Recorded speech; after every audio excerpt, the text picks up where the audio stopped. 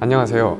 연구자들의 이야기, 과학으로 세상을 바꾸다의 진행을 맡은 1분 과학의 이재범입니다.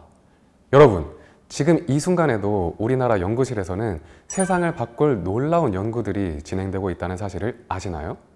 오늘부터 시작되는 연구자들의 이야기, 과학으로 세상을 바꾸다에서는 과학기술정보통신부와 한국연구재단의 지원을 받아 우리나라에서 진행되고 있는 정말 놀라운 연구들을 직접 만나보려고 합니다. 첫 번째 주제, 컴퓨터, 불가능을 계산하다. 지금 AI가 우리 일상을 아주 많이 바꾸고 있지만 더 발전하려면 이 AI가 구동되는 컴퓨터 자체가 근본적으로 달라져야 합니다.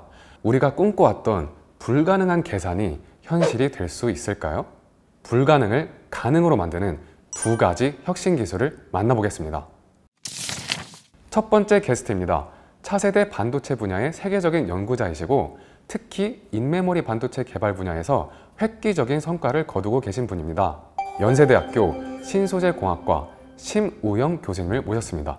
교수님, 안녕하세요. 네, 안녕하세요. 연세대학교 심우영입니다. 네, 반갑습니다. 네. 교수님이 연구하고 계시는 인메모리 반도체가 궁금해요. 네, 저희는 그 자연계에 존재하지 않는 소재를 합성을 하고 그 합성한 소재가 어떠한 구조를 이루고 있고 그 구조에서 어떠한 물리적 물성이 발현되는지에 관한 연구를 진행하고 있고요. 그래서 그 중에서 특히 인메모리 컴퓨팅이 가능한 차세대 반도체 소재를 연구하고 있습니다. 그 인메모리 반도체라는 단어는 제가 처음 들어봤거든요. 네. 이 단어가 너무 생소한데 이거에 대해서 좀 소개해 주실 수 있을까요? 네, 간단히 말씀드리면 기억을 하는 메모리 장치, 계산할 수 있는 논리 장치인 CPU가 분리되어 있는데 이걸 합쳐서 메모리에서 동시에 계산이 가능한 그런 아키텍처를 우리가 인메모리 컴퓨팅이라고 얘기합니다. 그럼 여태까지는 저장하는 메모리랑 계산하는 곳이랑 따로 있었다는 소리네요? 그럼 궁금한 게 애초에 왜 계산하는 곳이랑 저장하는 곳이랑 따로 만들었던 거예요? 그게 훨씬 더 효율적인 연산 방식이었습니다. 네. 컴퓨터가 처음으로 개발이 된 이후에 폰 노이만이라는 과학자가 제안한 이 컴퓨팅 구조가 바로 폰 노이만 구조라고 저희가 부르고 있는데요. 네. 메모리에 있는 데이터를 저장해 놨다가 이제 CPU에서 계산이 필요할 경우에는 메모리에서 데이터를 불러오는 형식이었죠. 네. 그 다음에 계산이 끝나면 다시 메모리에 데이터를 저장하고 필요할 때는 다시 불러오고 이런 반복적인 과정을 거치는 게 현재 컴퓨팅 구조입니다. 최근에 AI 계산뿐만 아니고 우리 일반인들이 쓰고 있는 GPT 같은 AI 서비스를 생각해 보시면 처리해야 되는 데이터량이 무한급수적으로 많아지게 됩니다. 근데 이 계산 자체가 복잡한 계산은 아니고요. 간단한 계산을 위해서 많은 데이터를 주어진 시간 안에 갖고 와야 되는 것이죠. 그러니까 우리가 이런 것을 그냥 병목 현상이라 부릅니다. 그래서 이 병목 현상을 해결하기 위해서 기존의 컴퓨터 아키텍처를 좀 바꿀 필요가 있는 거죠. 그러면은 정보를 가질 필요 없이 바로 메모리에서 계산까지 할 수 있으면 훨씬 더 빨라지겠네요. 맞습니다. 그럼 기존 반도체와 비교했을 때 구체적으로 어떤 차이가 있을까요? 그러니까 전자가 이동하는 것을 제어하는 것이 우리가 반도체, 이 전자가 흐르는 흐름을 제어하는 것이 지금 트랜지스터가 하는 역할이고요. 반도체를 바탕으로 트랜지스터를 만드는 거죠. 그래서 기존에는 반도체 소재에서 전자나 홀을 이동시켜서 스위칭 기능을 했다면 저희가 개발한 것은 이 전자뿐만 아니고 어떤 이온의 상태, 이온의 이동도 같이 제어를 하겠다는 것이 새로운 개념입니다. 우리가 전하를 띤 입자라고 하면 크게 세 가지를 말씀드릴 수가 있는데요. 전자 홀 두 개가 있고 그거보다는 훨씬 덩치가 큰 이온이 바로 전하를 띤 입자입니다. 근데 이러한 입자들은 실리콘 같은 소재에서는 움직일 수가 없습니다. 왜냐하면 부피가 너무 커서 움직일 수 있는 경로가 제한되어 있죠. 3호족 반도체라고 그러는 것은 실리콘은 4족 반도체라고 저희가 부르고요. 아마 이렇게 주기율표를 이렇게 보시면 14족에 있는 반도체들을 우리가 4족 반도체, 그 다음에 옆에 13족, 15족에 있는 3호족 반도체라고 부르는데 이런 4족이나 3호족 반도체에서는 이 덩치가 큰 이온들이 움직일 수 있는 공간이 없습니다. 그래서 저희가 개발한 거는 그런 3호족 반도체에서 이온들이 움직일 수 있는 물리적 공간을 확보한 일이죠. 그러면 그 환경에서 이온이 어떻게 움직일 수 있는 거예요? 일반적인 결정 구조는 실리콘 같은 경우에는 다이아몬드 구조라고 해서 이 3차원으로 결합이 되어 있는 구조가 일반적인 구조입니다. 네. 그럴 경우에는 이온이 움직일 수 있는 물리적 공간이 없어요. 근데 나노시트라고 하는 것은 2차원 소재들이 반데르발스 결합이라는 2차 결합으로 이렇게 층층이 쌓아져 있는 구조를 나노시트라고 저희가 부르거든요. 그 나노시트끼리의 그 공간, 그 사이에는 대략 1나노보다 조금 더 작은 물리적인 공간이 있습니다. 그러니까 그 공간을 통해서 이온들이 움직이게 되는 거죠. 나노시트라는 말씀해 주셨는데 나노시트가 너무 재밌거든요. 네. 그거에 대해서 좀 말씀해 주실 수 있을까요? 나노시트는 네. 그 너무 단순해요. 그 네. 우리 주위에도 많이 있고 아마 그 진행자님도 많이 쓰셨을 흑연입니다. 연필 네, 쓸 맞습니다. 때 흑연? 네, 네. 네. 그래서 그거를 이제 한 층을 잘 벗겨내게 되면 네. 이제 그라핀이라고 부르는 것이고 노벨 물리학상을 받았죠. 근데 생각해 보시면 흑연이라는 것은 이렇게 두꺼워 보이지만 저희가 이렇게 쓰면은 잘 써지잖아요. 그 말은 저희가 흔히 말해서 잘 벗겨진다는 얘기거든요. 그래서 층 간 사이에는 결합력이 약해요. 그 말은 이 층간 사이에 어떤 공간이 존재하고 있다는 얘기죠. 그러니까 결합이 약하다는 뜻입니다. 그러니까 그 공간을 통해서 이온을 이동시키는 원리입니다. 그럼 그게 어떤 원리로 그렇게 되는 거예요? 이온을 이동을 시키면 네. 이 이온이 위치한 로케이션, 위치에 따라서 메모리 특성을 갖게 됩니다. 그래서 전자가 이동하는 것은 우리가 예전에 썼던 논리 게이트, 그러니까 계산에 이용될 수 있는 것이고요. 네. 그 이온이 이동시켜서 어떤 특정 위치에 위치하게 되면 그게 바로 기억이 되는 거죠. 그래서 반도체가 기억의 기능을 갖게 되는 그런 현상입니다. 네, 교수님이 하신 연구를 통해서 엄청난 성과들을 이루는 걸로 알고 있는데 자랑 좀 해주실 수 있을까요? 저희는 다행스럽게 또 말씀드린 이 기술로 국내뿐만 아니고 그다음 미국, 일본, 유럽을 포함해서 총 49건의 특허를 출원 등록한 상태이고요. 그래서 아직은 기초 연구 단계입니다. 그래서 저희가 이런 그 반도체 소재를 처음으로 세계에 화두를 제시했다는 점에서 저희가 자부심을 갖고 열심히 하려고 하고 있습니다. 그러니까요. 정말 자부심이 같이 느껴지더라고요. 이런 엄청난 연구를 하실 때 많은 도움이 필요했을 것 같아요. 네, 과기부와 연구재단에서 이 도전적인 과제를 실험적인 데이터가 없는 상태에서 개념만 가지고 지원을 흔쾌히 해주셨죠. 기본적으로 과기부하고 연구재단에서 지원해주는 연구 금액은 모든 실험에 필요한 제반을 지원을 합니다. 그래서 저희가 실험 장비를 이용하거나 실험 물품을 사거나 또한 대학원생들에게 본 연구를 수행할 수 있게끔 인건비를 지급을 하는 모든 전반적인 일들이 바로 이 재단과 과기부의 지원으로 이루어지는 상황입니다. 그래서 저희가 2018년부터 24년까지 미래소재 디스커버리 사업이라는 사업을 통해서 저희가 큰 도움을 받았고 이 본 연구에 아낌없이 투자해준 과기부하고 연구재단에 감사를 드리고 있습니다. 이런 기초 연구들이 지원하기가 힘든 게 당장 돈이 될 수 있는 연구가 아니잖아요. 그런데도 그렇게 도움을 주셨네요. 소재 개발은 네. 개념이 정립이 된 이후에 상용화로 가는데 상당한 시간이 걸립니다. 이렇게 새로운 그 컨셉을 제시를 하는 기초 연구에 아낌없이 지원해주는 우리나라의 과학기술의 풍토가 앞으로도 계속 지속되었으면 좋겠습니다. 예.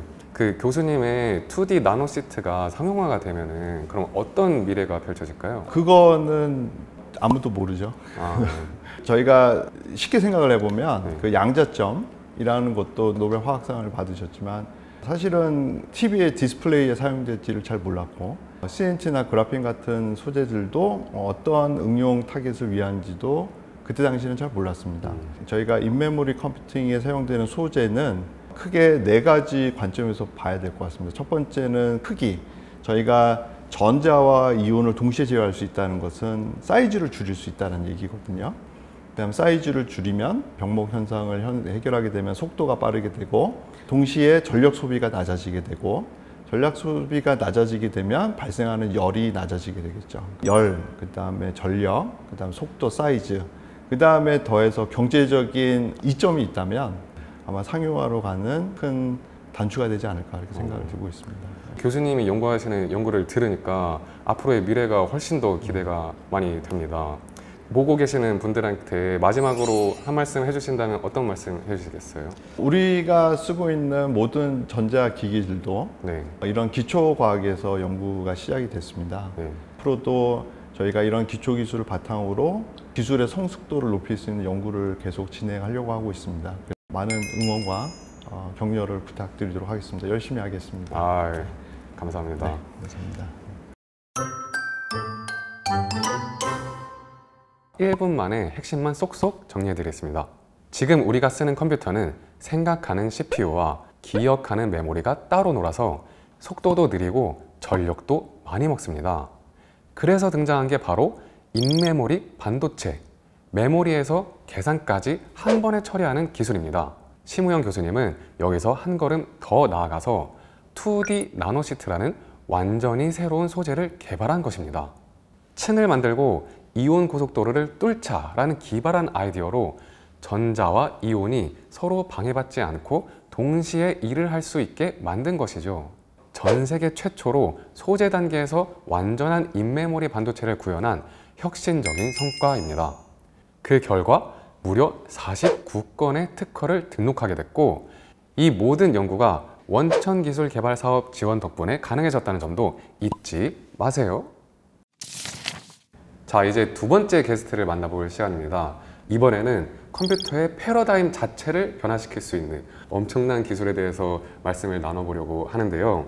원자이온이라는 우주의 가장 기본 입자를 이용해서 미래의 컴퓨터를 구현하고 계신 성균관대학교의 양자정보공학과 김준기 교수님을 모셨습니다. 교수님 안녕하세요. 안녕하세요. 반갑습니다. 반갑습니다. 자기소개 좀 해주실 수 있을까요? 성균관대학교 양자정보공학과에서 양자컴퓨터를 연구하고 있는 김준기라고 합니다. 저희 연구실에서는 원자이온을 가지고 실용적인 양자컴퓨터를 만드는 그런 연구를 하고 있습니다. 원자이온이라는 거는 어떻게 보면 우주에서 가장 기본적인 입자인데요. 이 기본적인 입자를 가지고 세상에서 가장 복잡한 시스템을 만드는 게 저의 꿈이 되겠습니다.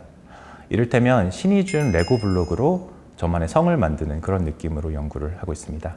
양자 컴퓨터라는 말은 많이 들어봤어요. 근데 여기서 양자라는 말이 너무 추상적이고 잘 이해가 하기가 쉽지가 않아요. 일반 대중도 이해할 수 있게 소개해 주실 수 있을까요? 우선 이 짧은 시간 안에 제가 양자 기술을 설명을 드려서 여러분이 이해했다고 믿으시면 사실 그건 이해를 못 하신 거고요. 예. 제 생각에 양자역학이 갖고 있는 메시지는 우리가 사는 세상이 우리가 보는 게 전부가 아니다라는 것 같아요. 이를테면 양자 중첩이나 양자 얽힘 같은 그런 것들이 이제 실제로 우리가 사는 세상에 있는데 우리가 그걸 직접 볼 수는 없고요. 간접적으로 그 존재만 알 수 있는 거죠. 하지만 그런 것이 실제로 있기 때문에 우리가 사는 세상에 여러 가지 영향을 준다는 겁니다. 정말 흥미로운 관점인 것 같은데, 그럼 일반 컴퓨터랑 양자 컴퓨터는 어떻게 다른 거예요?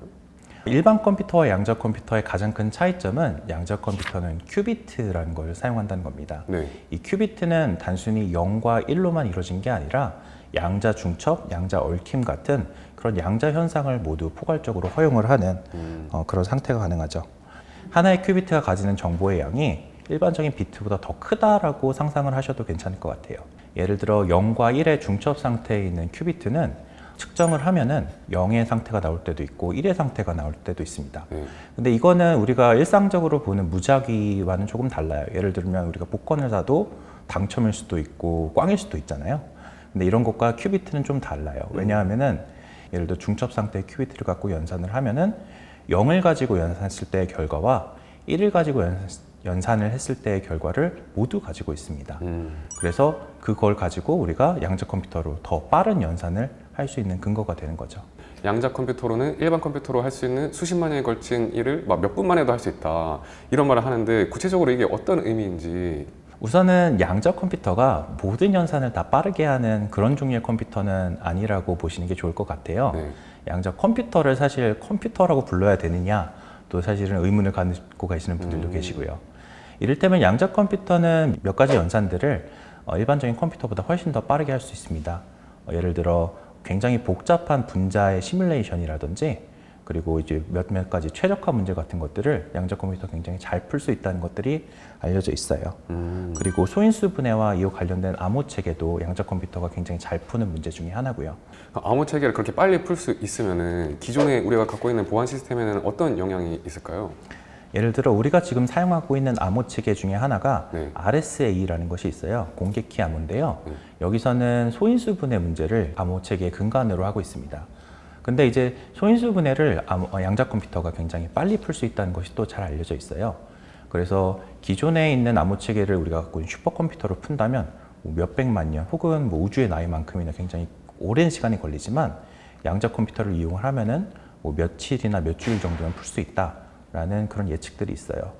그래서 만약에 현재 암호 체계를 그대로 유지를 하고 있으면은 양자 컴퓨터가 그런 암호들을 굉장히 잘 풀 수 있을 거고요. 그렇게 잘 풀리게 된다면은 뭐 여러 가지 이메일이라든지 뭐 그런 것들을 해킹하거나 그런 보안상의 위험이 있을 수 있겠죠.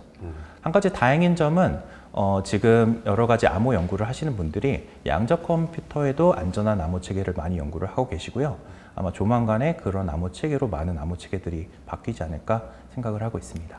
그러면 양자 컴퓨터 하나 때문에 암호 체계도 다 바뀌고 보안 시스템도 다 바뀌는 이런 엄청난 영향을 끼치는 것 같은데, 그럼 그 중에서도 특히 이온 포획에 관심을 갖게 된 이유는 뭘까요? 원자 이온 포획은 이제 기술적으로도 많이 발전이 되어 있고요. 또 그러면서도 그 시스템이 갖고 있는 순수함, 그런 게 되게 매력적이라고 저는 생각을 했던 것 같아요. 그리고 이런 것들을 가지고 어떤 컴퓨터도 시뮬레이션 할 수 없는 굉장히 복잡한 양자 컴퓨터라는 그런 것들을 만들 수 있다는 것도 저한테는 큰 매력으로 다가왔던 것 같습니다. 교수님께서 제가 듣기로는 공동 연구가 있다고 들었어요. 국제 공동 연구. 예. 이거에 대해서 좀 소개해 주실래요? 저희 연구실에서 현재 ETH 취리 대학교의 조나단 홈 교수님과 국제 공동 연구를 활발하게 진행을 하고 있습니다. 특히 이제 여러 가지 종류의 이제 포획 구조물을 만드신 연구를 굉장히 많이 해오셨어요. 저희 연구실에서도 포획 구조물을 좀 더 개발을 해서 이제 확장된 양자 컴퓨터 시스템을 만드는 연구에 저희 관심이 있었는데 같이 이제 관심 있는 부분들을 연구를 하면 좋겠다라는 생각이 들어서 저희가 이제 같이 협력 연구를 논의를 하게 되었고요. 작년 4월에는 제가 스위스에 갔다 와서 이제 여러 가지 뭐 포획 구조물을 만드는 방법이라든지 여러 가지 하고 계시는 노하우 같은 것들을 많이 들어왔고요. 그리고 올해는 저희가 이제 같이 공동 워크숍도 하면서 향후에 여러 가지 있을 수 있는 연구 주제라든지 그리고 현재까지 했던 공동 연구의 이제 체크라든지 그런 것들도 같이 진행했습니다. 지금 가장 핵심적으로 해결해야 되는 기술적 난제는 뭐가 있을까요? 양자 컴퓨터 개발의 가장 큰 두 가지 이제 어려운 부분은 하드웨어와 소프트웨어가 있을 것 같아요. 소프트웨어에서는 이제 좋은 양자 알고리즘을 만드는 게 큰 일이고요. 또 하드웨어에서는 그리고 이제 좋은 양자 컴퓨터를 만드는 게 굉장히 중요한 일이 되겠습니다. 이 큐비트를 다루는 게 굉장히 어려운 일이에요, 사실. 큐비트가 굉장히 섬세하고 또 오류에도 굉장히 민감하고요. 그리고 큐비트 수가 저희가 원하는 큰 알고리즘을 돌리려면 굉장히 많은 숫자의 큐비트가 필요합니다. 그래서 큐비트 숫자를 늘리면서도 이런 오류들을 잘 제어를 하는 것이 굉장히 큰 어려움이고, 여러 가지 이제 하드웨어를 만드는 그런 기술뿐만 아니라 이걸 어떻게 디자인하는지 그런 아키텍처 연구까지도 활발하게 이루어지고 있습니다. 우리나라에서도 어떤 도움을 받으셨나요? 네, 맞습니다. 사실 양자 기술은 이제 초기 인프라가 굉장히 중요합니다. 어느 정도 인프라가 구축이 되지 않으면은 사실 연구를 제대로 진행할 수도 없는 그런 좀 허들이 있어요. 다행히도 과학기술정보통신부와 한국연구재단에서 양자 기술에 전폭적인 지원을 많이 해주시고 계시고요. 덕분에 최근에 양자 기술 연구하시는 분들이 굉장히 도전적으로 연구를 잘 하고 계시고, 저희 이제 국내에 이온 포획 하시는 연구자분들이 여러 분 계시는데 저희가 매년 모여서 워크숍을 하고 있어요. 대한민국에 처음 왔을 때는 한 모이는 사람 수가 한 30명 정도였는데 벌써 한 70명, 80명 정도가 모이는 좀 큰 워크숍으로 성장을 하고 있습니다. 그래서 국내에서 이온 포획하는 연구자들 풀도 굉장히 빠르게 성장을 하고 있고, 양자 기술의 이제 커뮤니티를 활발하게 하는데도 연구재단에 이제 많은 도움이 있었다고 생각합니다. 양자 컴퓨터의 실용화 전망 같은 게 있을까요? 굉장히 어려운 질문이에요. 네. 만약에 이런 양자 컴퓨터가 실용화가 된다고 한다면 사실 일반 대중들은 이게 양자 컴퓨터에서 왔는지 모를 수도 있을 것 같아요. 예를 들면 신약 개발이 된다고 하면은 여러분의 더 건강한 종류의 약을 드실 수가 있을 거고요. 또 물류 최적화가 된다면은 여러분의 택배가 조금 더 집 앞에 더 빨리 와 있을 수도 있겠죠.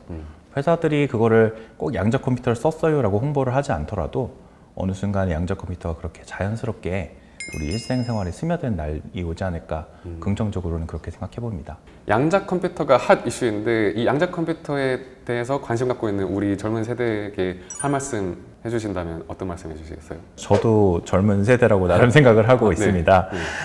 일반 대중들이 사실 양자역학에 굉장히 많은 관심을 갖고 계시잖아요. 저는 가장 큰 이유가 재밌어서인 것 같아요. 또 양자역학이 보여주는 새로운 세계라고 할까요? 그래서 앞으로 미래 성장 가치도 굉장히 크고 또 무엇보다도 하는 입장에서 굉장히 재미있는 이런 필드에 많은 사람들이 도전을 해봤으면 어떨까라는 생각이 들고요. 앞으로 어떤 일들이 일어날지도 많이 지켜봐 주셨으면 좋겠습니다. 아주 좋은 말씀 많이 해주셔서 참 감사합니다. 감사합니다. 네. 오늘 대화의 핵심을 1분 만에 정리해드리겠습니다. 첫째, 양자 컴퓨터는 모든 것을 빠르게 하는 만능 기계가 아니라 특정 문제에 특화된 혁신적인 도구라는 점입니다.